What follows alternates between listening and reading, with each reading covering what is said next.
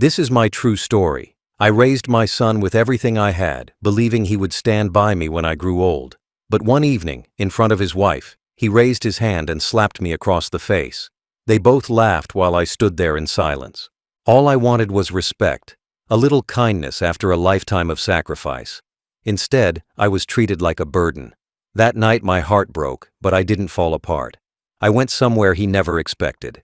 And what I did next will shock you. Before I continue, tell me where you're watching from and what time it is there right now. And please subscribe so my story can reach more people. I spent my whole life working so my son could live without fear of hunger or homelessness. From the moment he was born, I carried the weight of responsibility on my shoulders. I worked jobs that broke my body, long hours that drained my strength, and yet I never complained. Every dollar I earned was not for me, but for him. I denied myself new clothes, fine meals, and rest so that he could have the things I never had. His first shoes, his first books, his education. All of it came from my sacrifice. I wanted him to rise higher than me, to live with dignity and security. When he was small, I carried him on my back to school, when the rain poured so hard the streets turned into rivers.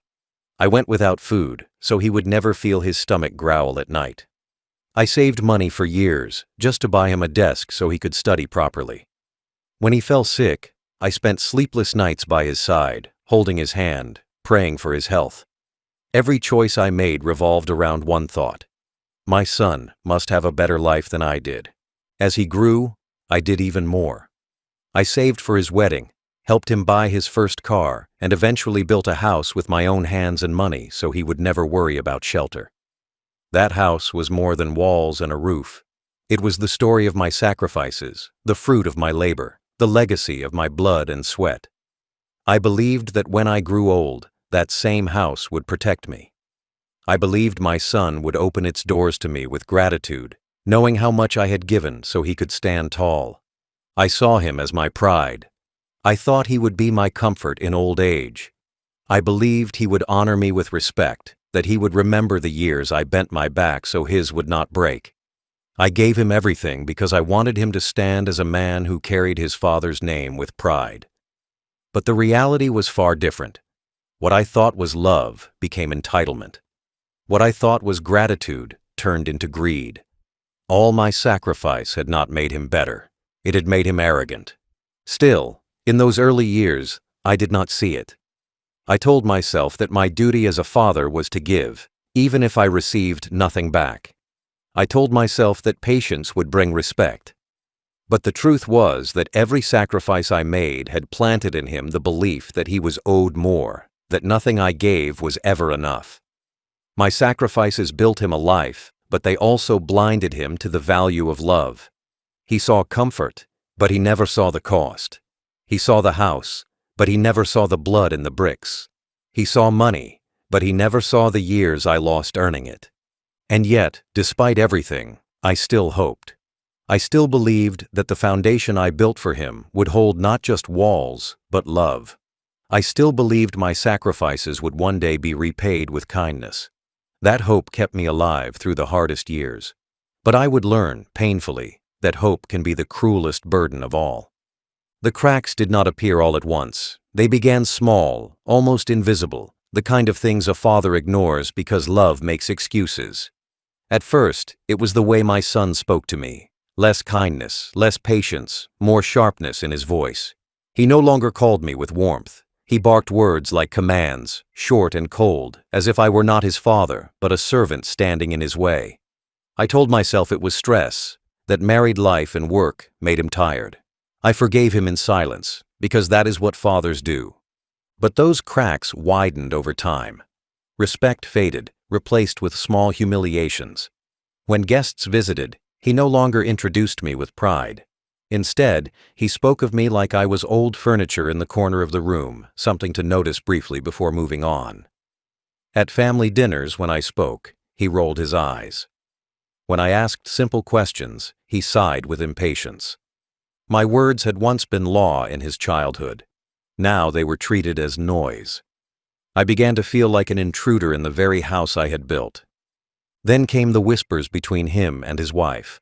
I would walk into a room and see their laughter fade, their eyes darting toward me with annoyance. They spoke as if I were a weight pressing down on their comfort, as if my presence under the roof I paid for was a burden too heavy to bear. I reminded myself of the nights I went hungry so he could eat, the mornings I walked miles to work so he could stay in school. But in his eyes, those memories did not exist anymore. All he saw when he looked at me was age, weakness, and inconvenience. The small insults turned sharper. He mocked me when I moved slowly, asking if I needed a cane to find the kitchen. He laughed at my worn clothes, forgetting I once worked years in the same clothes just to buy him new ones. Even his wife joined him, smirking behind her hand, thinking I did not notice. I noticed. Every word, every laugh, every sigh carved into me like stone against glass. I wanted to believe it would stop. I wanted to believe love was stronger than arrogance. But the more I gave in silence, the bolder he became. He stopped hiding his disrespect. He interrupted me when I spoke. He left me waiting for meals like I was a guest instead of the man who had provided every meal of his childhood. When neighbors visited, he cut me out of conversations, speaking over me, acting as if my thoughts had no value. The boy I had once carried on my shoulders now carried pride so heavy it crushed every bond between us. And I, blinded by love, kept forgiving. I told myself he was still my son. I told myself patience would one day bring back the boy who once hugged me tightly and said he loved me. But patience cannot heal cracks when disrespect keeps widening them. Slowly, I began to see the truth. The boy I raised was gone, replaced by a man who no longer saw his father as worthy of honor. The day of public humiliation is a day I will never forget. It was evening, the sun low in the sky, and the house was quiet except for the sound of laughter coming from the living room. My son and his wife sat together, their voices light and careless, as though the world belonged to them. I entered the room slowly, carrying a small tray of tea. My hands were not as steady as they once were, but my heart was steady with love. I thought, even after the cracks of disrespect, maybe this small gesture would remind them of kindness. But I was wrong. When I set the tray down, my son looked at me not with gratitude, but with disdain. His eyes narrowed, his lips curled, and I could see his wife watching closely, waiting for his reaction. Without warning, his hand shot up and struck my face. The sound of the slap echoed in the room, sharp and cruel. My head turned from the force, and the sting spread across my cheek. My body trembled, not because of the pain, but because of the shock. My own son had slapped me. Not in secret, not in anger alone, but in front of his wife, as if to prove a point. The silence that followed lasted only a breath before laughter filled the air. My son laughed, loud and proud, as though he had achieved something great. His wife giggled beside him, her hand covering her mouth, her eyes sparkling with amusement. To them, my humiliation was entertainment. To me, it was devastation. My dignity, already cracked, now shattered. I stood there frozen, my cheek burning, my heart breaking. I could not understand how the child I had once carried in my arms could now strike me like this. And then came the words that carved themselves into my memory forever. He said, "This is my house now. Know your place." His wife nodded, as though she agreed, as though my years of sacrifice meant nothing. In that moment, the truth was clear. They did not see me as a father anymore. They saw me as a burden, an intruder in the very home I had built for them. I wanted to speak, but no words came. My throat felt dry, my chest heavy. I looked at my son, but I no longer recognized him. The boy who once held my hand with trust had become a man who mocked me with cruelty. The little child who once cried when I left for work now laughed at my pain in front of his wife. My eyes filled with tears, but I did not let them fall. I stood silent, letting the weight of the moment press down on me. The humiliation was not just in the slap. It was in the laughter. It was in the way they looked at me, as if I were nothing. It was in the way my son claimed the house as his, forgetting whose name was written on the deed, forgetting who had paid for every brick and tile. The slap was flesh against flesh, but the words and the laughter were knives against my soul. Neighbors were not there to see it, but I knew the echo of that night would follow me forever. For the first time, I understood the depth of my son's arrogance. He did not just want respect. He wanted power. He wanted me beneath him, stripped of dignity, silent in my suffering. And in front of his wife, he had proven it. That evening marked the end of something inside me. Love turned into sorrow. Sorrow turned into steel. And as I walked away from that room, my cheek still burning, I knew one thing with certainty. I could never forgive this humiliation. That night, I sat alone in my room, the house quiet except for faint laughter drifting through the walls. My cheek still burned from the slap, but the deeper pain was inside my chest. I touched my face, feeling the sting where his hand had landed, but it was not my skin that hurt most. It was my heart. A wound of flesh can heal with time, but a wound of betrayal cuts deeper than any scar. I had been struck not just as a man, but as a father. I sat in the dark with my memories. I remembered the times I had gone without food so that he could eat. I remembered the days I walked long miles to work, my shoes thin and broken, so that I could bring money home for his school books. I remembered the nights I carried him on my back when he was sick, whispering promises that I would always protect him. Every memory rose up like a flame, and in each one I saw love. But in the present, all I felt was the cold echo of his slap. My mind turned again and again to the sound of his laughter. That was what cut deepest. Pain on the cheek would fade, but the laughter of my own son, laughing at my suffering, mocking me before his wife, that sound stayed in my ears. It told me more than the slap ever could. It told me I was no longer a father to him. I was no longer the man he respected. I was a joke, a target, a shadow of dignity to be pushed down and laughed at. The silence of that night was heavy. I did not cry out. I did not call anyone. I sat with my thoughts, letting the weight of it all press down. I had always believed silence was a shield, that by staying quiet, I could keep the peace. But that night, I saw the truth. My silence had become their weapon. Every time I stayed quiet, they grew bolder. Every time I endured, they pushed further. My patience, my love, my sacrifices, all of it had been twisted into weakness in their eyes. I asked myself if I had failed as a father. Had I given too much? Had I raised him to believe he could take without giving? I had built his life brick by brick, but perhaps in doing so I had allowed him to forget the cost. My love had taught him comfort, but it had not taught him gratitude. And now, in his arrogance, he had erased me from his heart. As the night dragged on, I thought about the boy he once was. I thought about the small child who held my hand tightly when he crossed the street, afraid to let go. I thought about the teenager who once told me he wanted to be strong like me. I thought about the young man who smiled at me with pride on his wedding day. And then I thought about the man who slapped me in front of his wife, laughing as though I were nothing. The contrast was too sharp, too cruel. The boy I loved was gone. In his place stood a stranger wearing his face. I sat in silence, but inside me, something was shifting. The pain was deep, yes, but beneath it, I felt a quiet strength beginning to rise. My humiliation was not the end of me. My broken heart was not the end of my story. Somewhere inside that pain was the spark of justice waiting to be lit.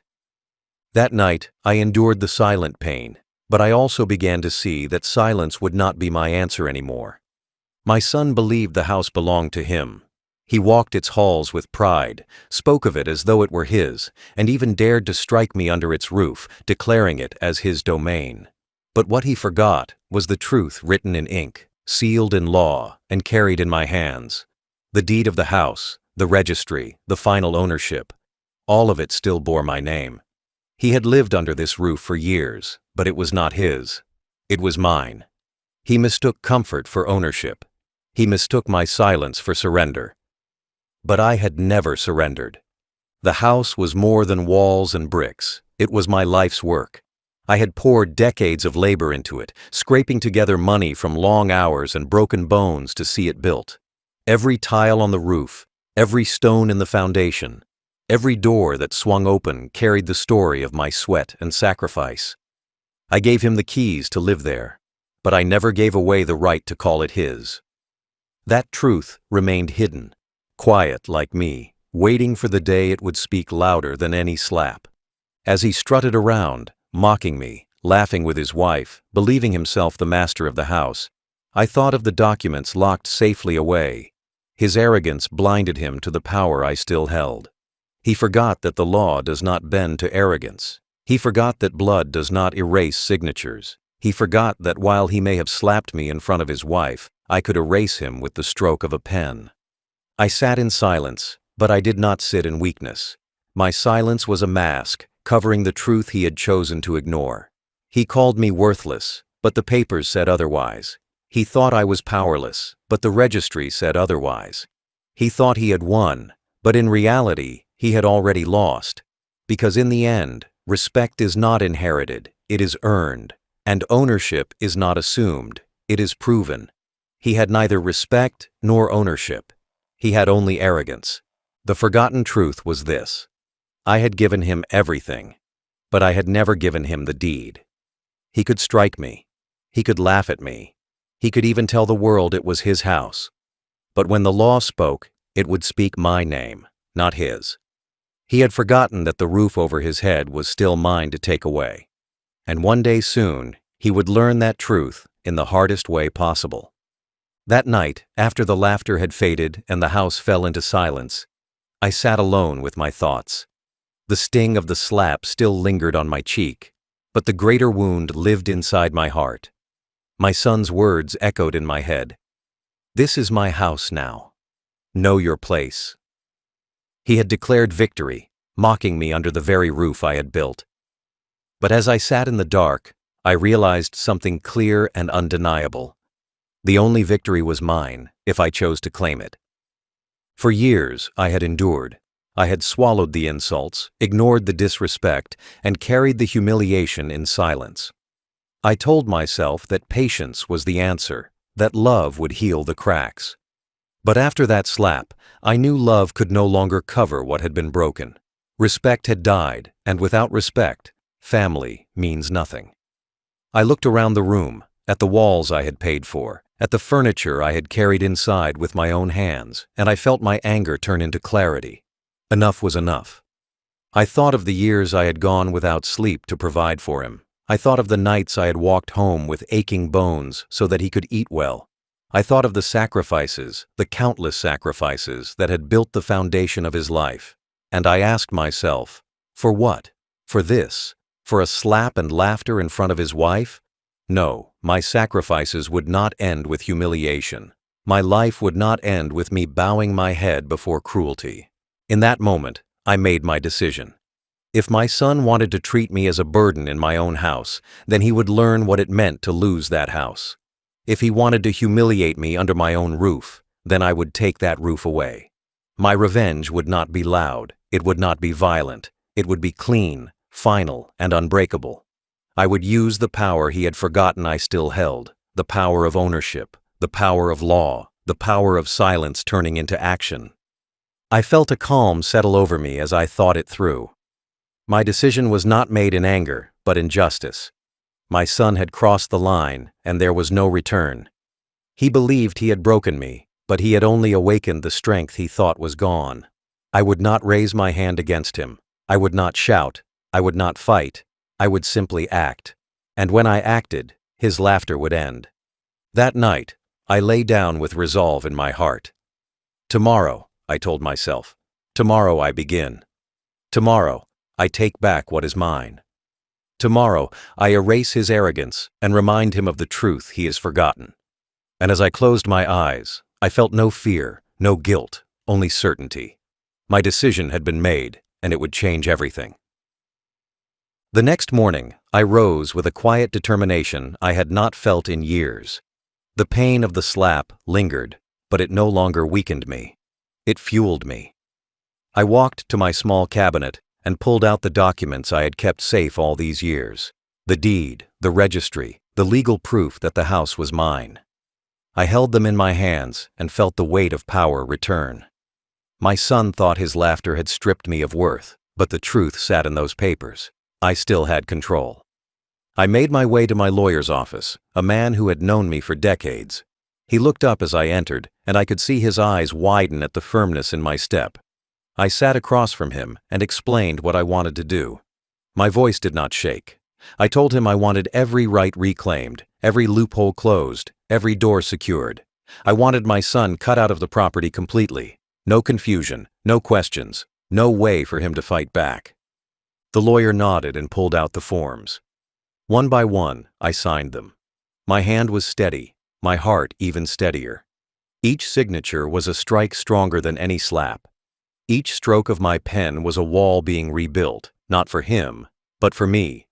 I authorized the transfer of ownership, the adjustment of the will, the sealing of legal doors. I even arranged for the locks of the house to be changed and the utilities to be shifted into my control. When I left that office, the world felt lighter. The sun shone brighter. The streets no longer pressed down on me. I carried my silence like a shield, and behind that silence was a storm my son would never expect. He thought the house was his. He thought his cruelty had no price. But soon he would learn the truth. The roof over his head was mine to give, and mine to take away. Days later, I returned to the house when they were gone. The locksmith came and changed every lock. The utilities were redirected. The documents were finalized. With every step, the house became mine again, not in just name, but in reality. I walked through the rooms, touching the walls, the furniture, the memories. For the first time in years, I did not feel like a guest. I felt like the owner. I was the owner. When everything was done, I locked the doors behind me and stood in silence. The house that had been the stage for my humiliation was now the stage for my justice. I did not shout. I did not warn. I simply acted. My son and his wife would return to find doors that no longer opened, rooms that no longer belonged to them, and a future they no longer controlled. My execution was not with fists or anger. It was with ink, law, and quiet power, and it was final. The day of reckoning arrived sooner than I expected. My son and his wife came home in the evening, their voices loud with laughter as they approached the door. I sat in the corner of the yard, hidden by the shadow of a tree, watching silently.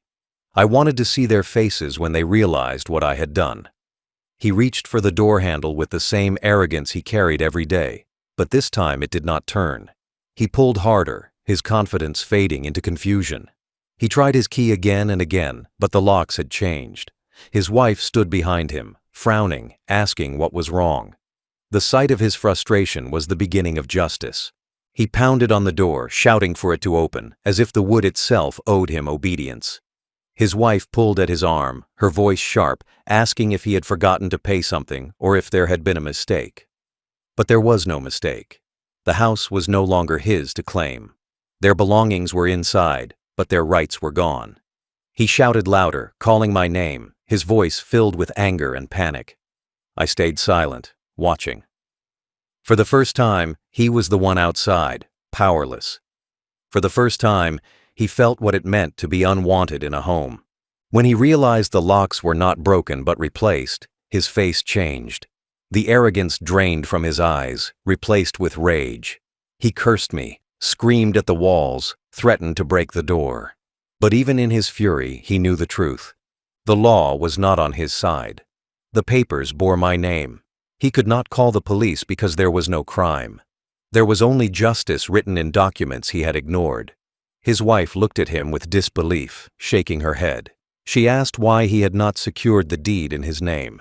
She asked how he could let this happen. Her voice grew sharper with every word, and I saw the first crack in their marriage appear.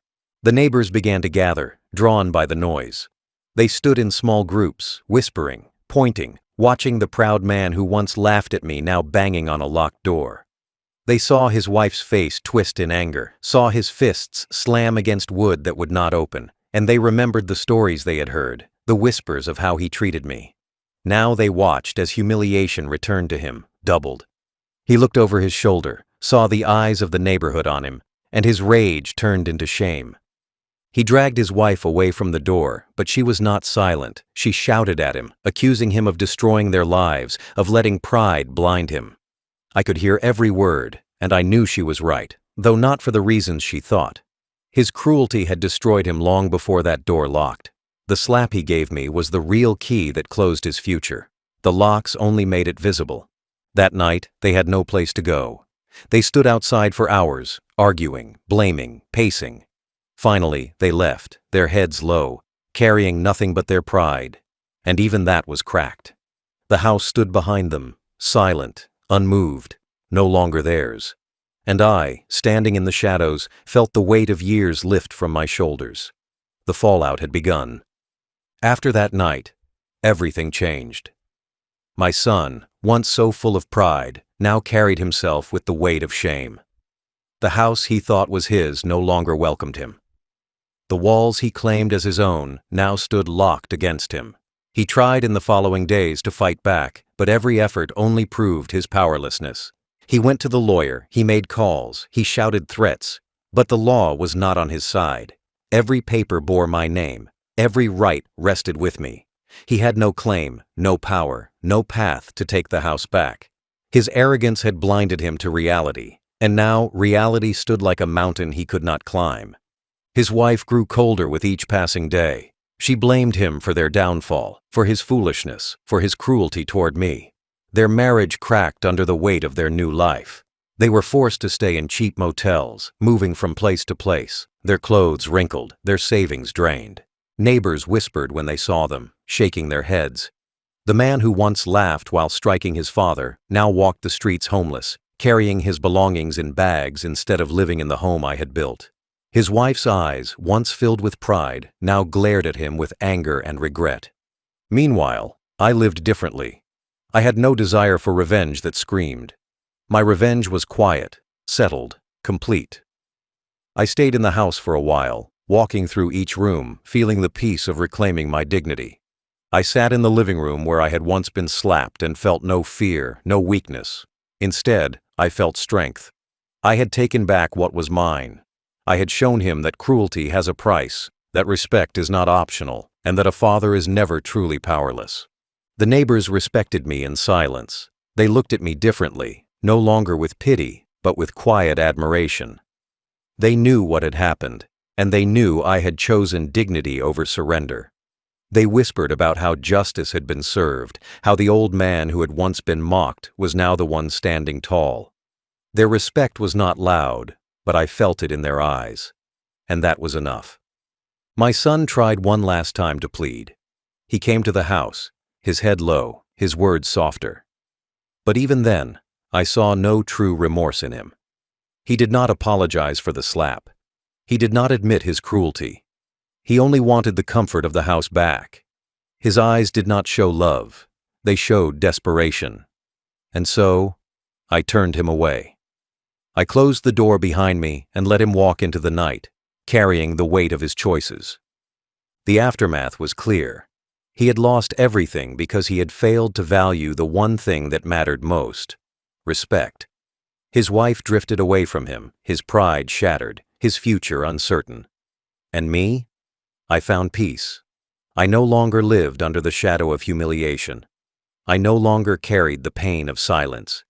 I had acted, and in acting, I had reclaimed my dignity. The house became quiet, but it was no longer filled with sorrow. It was filled with justice. Every wall, every door, every lock carried the memory of my strength, not my suffering. And when I closed my eyes at night, I slept without the weight of betrayal pressing down. Justice came to me not in anger, but in silence. I did not need to raise my hand. I did not need to shout. I did not need to beg for respect that was denied to me. All I needed was the truth of ownership, the power of law, and the strength of my decision. My son thought his slap would define me, but instead it defined him. It revealed his cruelty, his arrogance, and his blindness to the truth. He believed the house was his, but he forgot the signature that mattered was mine. And with one choice, I reminded him. My justice was not only about reclaiming a house, it was about reclaiming dignity. For years I endured the slow cracks of disrespect, the whispers, the laughter, the arrogance. For years I told myself patience was love. But love without respect is not love at all. Respect is the root of family. and once it dies, the tree cannot stand. He had stripped me of honor with his hand, laughing in front of his wife as though I were nothing. But I showed him that dignity cannot be stolen. It can only be surrendered. And I refused to surrender. By locking the doors, I locked away his arrogance. By changing the deed, I changed the story. The man who once mocked me in my own living room now stood outside in the cold, powerless, humiliated before his wife and neighbors. The roof he thought was his had vanished, and with it his pride. My silence became my weapon, and my weapon became justice. I did not stay to watch his downfall for long. After the papers were sealed and the locks were changed, I disappeared. I found peace in another place, smaller, quieter, away from the noise of betrayal. I did not need the house to remind me of my power. I only needed the knowledge that I had taken back my worth. I lived my days with calm, walking freely, no longer weighed down by humiliation. People asked why I left, why I did not stay to enjoy the house I had reclaimed. The answer was simple. Justice is not about clinging to victory. Justice is about restoring balance. I had restored it. My son had chosen cruelty, and I had chosen consequence. There was nothing more to prove. My story was complete. In the end, I learned this truth. Age does not make a man worthless. Sacrifice does not vanish with time. Respect is the inheritance every child owes their parent. When that respect is broken, the bond dies. And when the bond dies, justice will rise. Final thought. He slapped me and laughed. I locked the doors and left him in the cold.